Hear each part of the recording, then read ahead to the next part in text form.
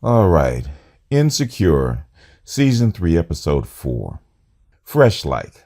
And basically, as the title says, it's probably going to be a fresh start. The whole episode is about a fresh start, especially for Issa.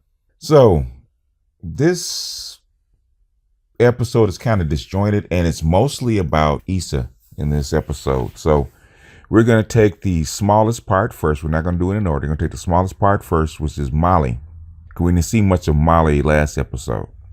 So we first saw Molly at Issa's place, but we're not going to do that one because that's part of Issa. So the first part we're going to do with Molly is Molly at the job where she's having a meeting.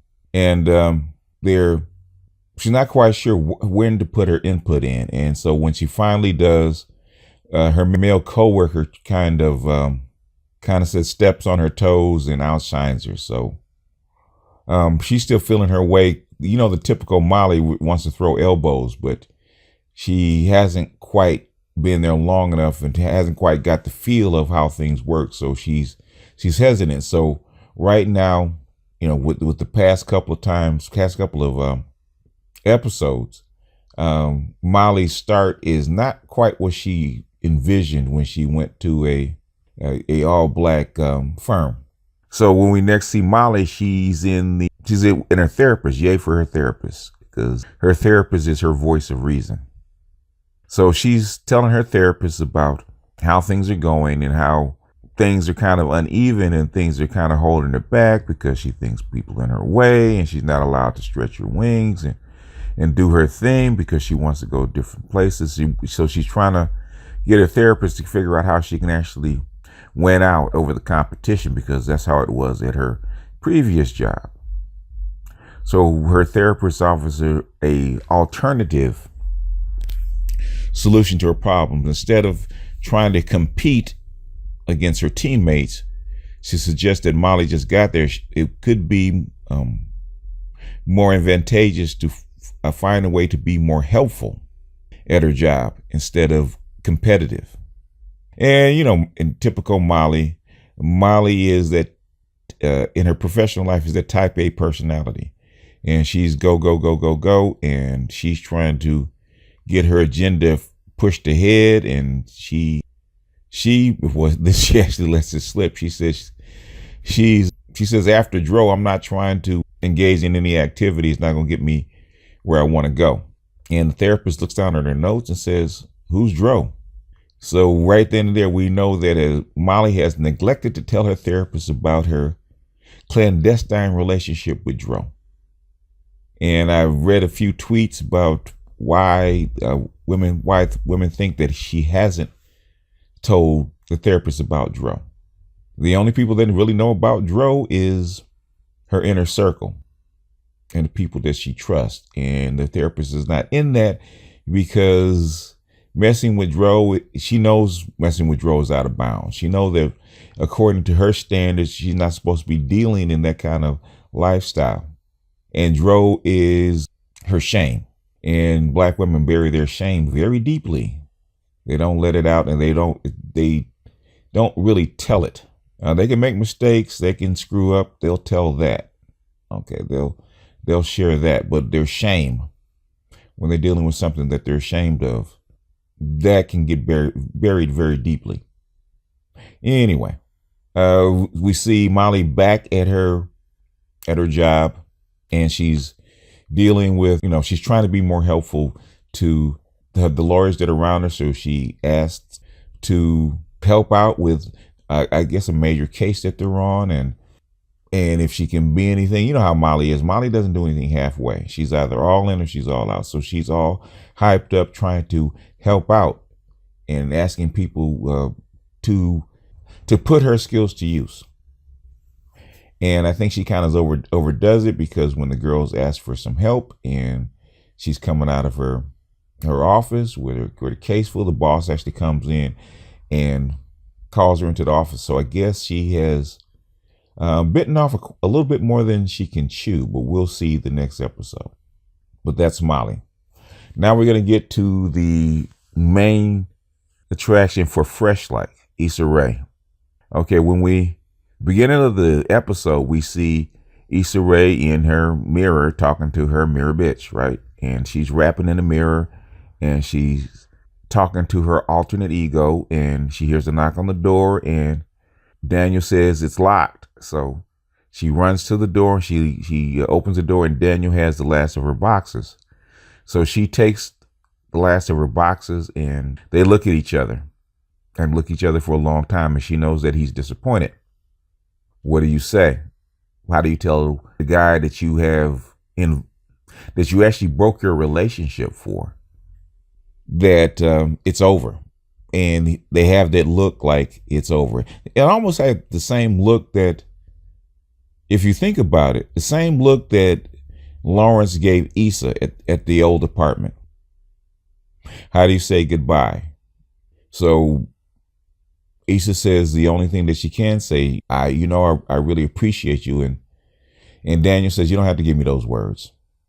Quick and clean, basically. That's what he means. So he gives her a hug, and he starts downstairs and on his way out.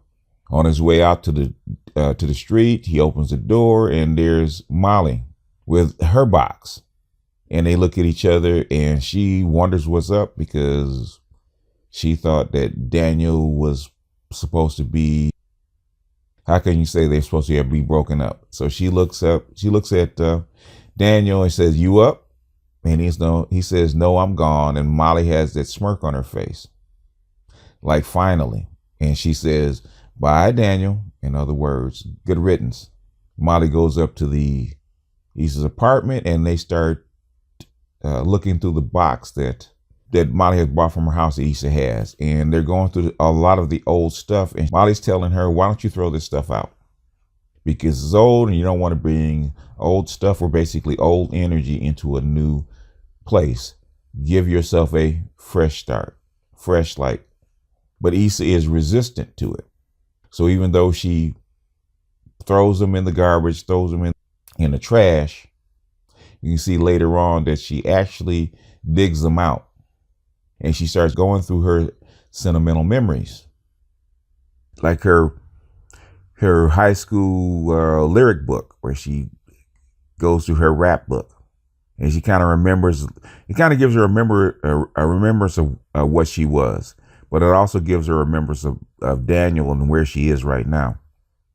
So in the next instance, we see Issa at work, and you can tell Issa being at work that something's off. She, for whatever reason, before the job was what she knew and what she did, and everything was good. She was trying to get back on a good foot with her boss and good foot with her coworkers and get her career back on track. But you can tell by the way she looks around at the people in the office and all the white faces that something's off. And then Frida, her coworker and her now supervisor, says, I finally got you back in the field, and we have a perfect spot for you, because I think it's a middle school that we have a spot for you, and we could talk about it after lunch. Issa thanks her, said, well, the boss is still coming around even with the logo, but she realizes that this is probably the right thing to do, and how helpful you were at the job fair. So she's willing to give you a second chance. So they agree to talk about it after lunch. So in the next shot, we see Issa. She's at lunch. She's got a call-in order at World Tacos, and she's eating a barbecue salmon. She's getting ready to eat a barbecue salmon taco, and all of a sudden she hears a voice call. It says "Party Lift," and it scares the crap out of her, and she drops her taco, and she gives him that look. And he says to her, wow, that was hard to watch. And she said, it's even harder to live. And they get to talking about LA and how things are and how different things are. And they get to vibing. They get to vibing, and he walks up and he orders makes his order, orders his taco. And then he says, and also put it on me, and give her whatever she wants, whatever she was eating that she dropped on the ground. And the guy tells him it's going to be about an hour. And he looks at Issa's like, wow, this is LA. And she says, well, you know, it is what it is, but it's worth it. So they walk around Leimert Park, right around the street. And she's showing him this part of LA because he says he's from Houston.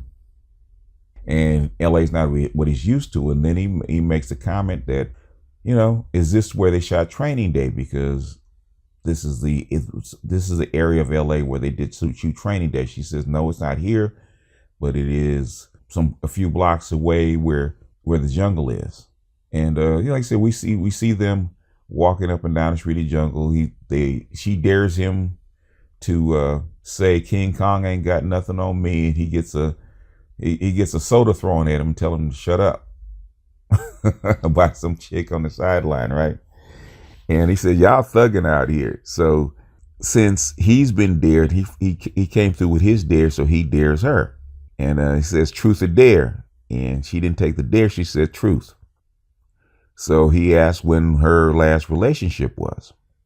And she's hesitant to tell him, but she tells him that she was in a 5-year relationship. She doesn't even talk about Daniel, because I guess Daniel doesn't count as a relationship. She says she was in a 5-year relationship, and she admits that it ended because she cheated. Now, most women wouldn't say that. In fact, I saw some tweets where if you're just meeting the guy, you shouldn't mention that part. But today, Issa's being honest. Like, it's a clean sweep, so she's being honest, which is kind of not like the norm for Issa. So she fesses up that she cheated, and he looked at her and, like most guys, said, okay, that's real. That's honest. And right then and there, you can tell he likes her a little bit more. And they talk about the neighborhood. They talk about where she grew up. And then he says, well, did you grow up in this hood? She says, no, I actually grew up on the hill. And then she takes him up there.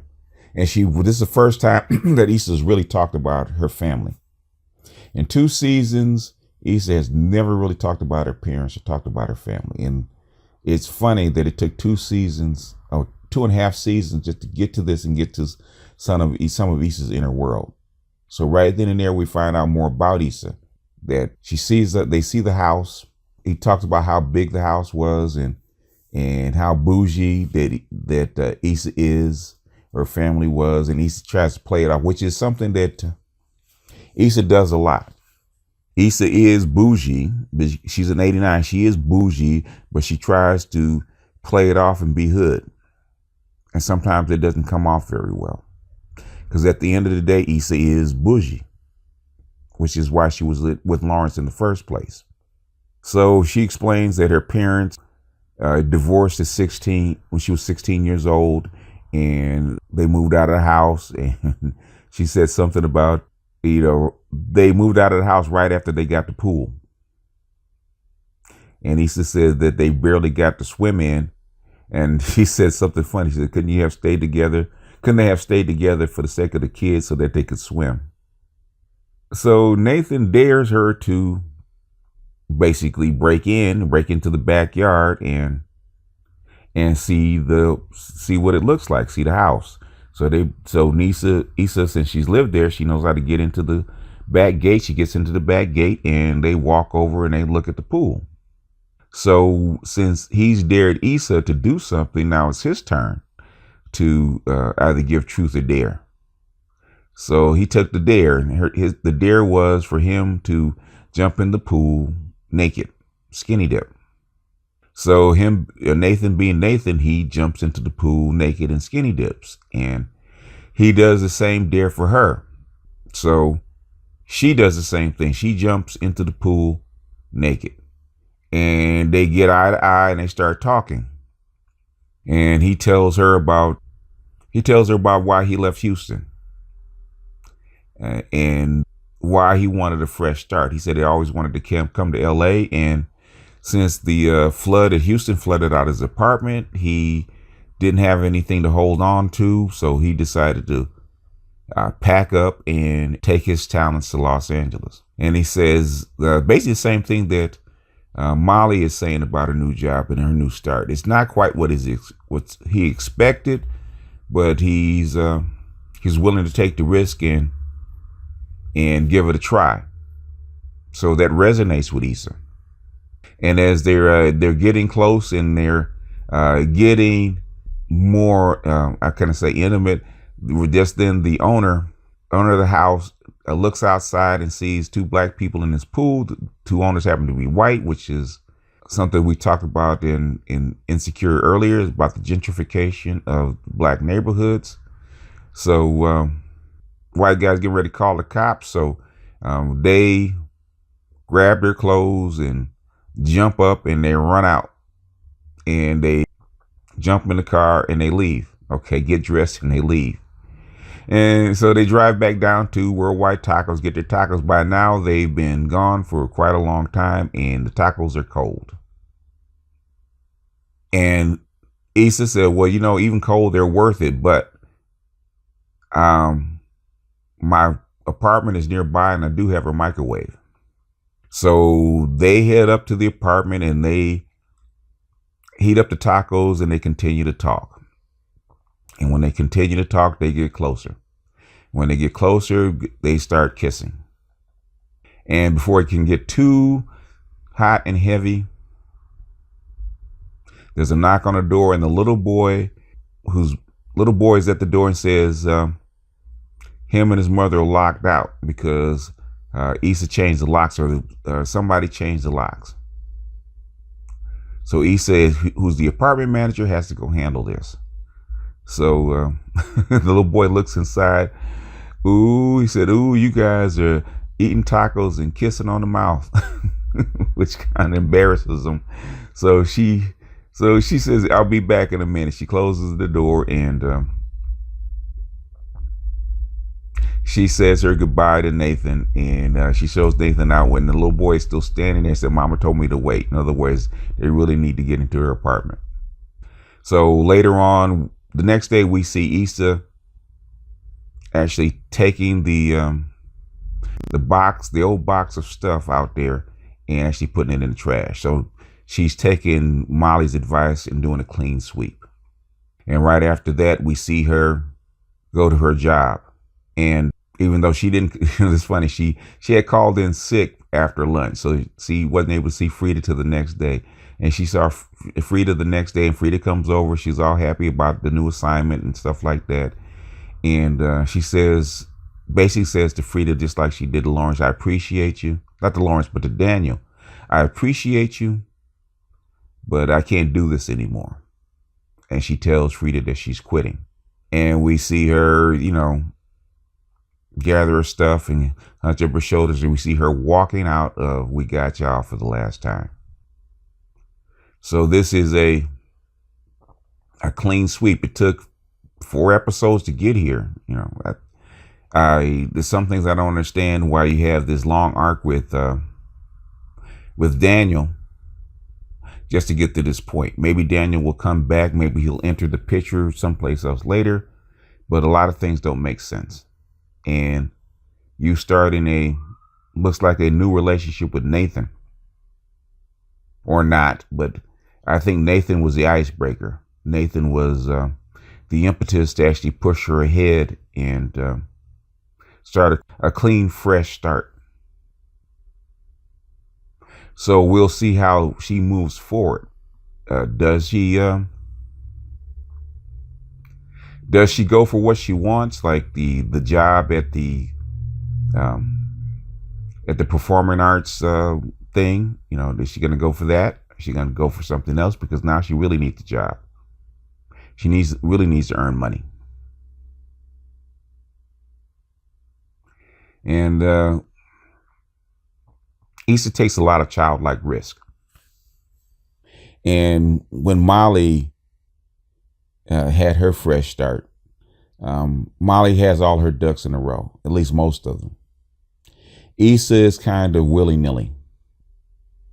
And to do what she's trying to do, she's going to have to be not so free of spirit and have a little bit more discipline. But like we said, we'll see. Took a long time to get here, but I think they could have done it a little better here or there. They could have actually saved at least an episode or two by coming to this conclusion a little earlier rather than dragging out the sexual tension between Daniel and her, and him living in her living in his place, and getting closer just to pull up short right at the very end. I think it's a lesson for most people that you don't date your fuck buddy. If you're out of a relationship and basically you have another person, male or female, that's basically there for fun times and sex, it's very difficult to build a personal relationship with that kind of person, with that kind of relationship that's been established. Because when you see the real person on a daily basis, then you see the not so fun side of them. And I think that's what's going on with Issa and Daniel. Now, whether they can patch that up and come back together, but I'm beginning to feel like it's not. Daniel, the relationship with Daniel kind of worked when Lawrence was in the picture and Daniel was the side guy or the side dude. But it doesn't quite work when Daniel's the main guy. Like I said, this whole season is off. Maybe since it's a clean break and a clean sweep, and Issa's starting over and actually doing what she really should be doing, or really what she really wants to do, maybe the season will find its legs and find its balance, because it hasn't so far. But anyway, that's my review of Insecure season 3, episode 4, Fresh Like. Anyway, that's all I got. This is BGS out, and I will see you guys on the next one.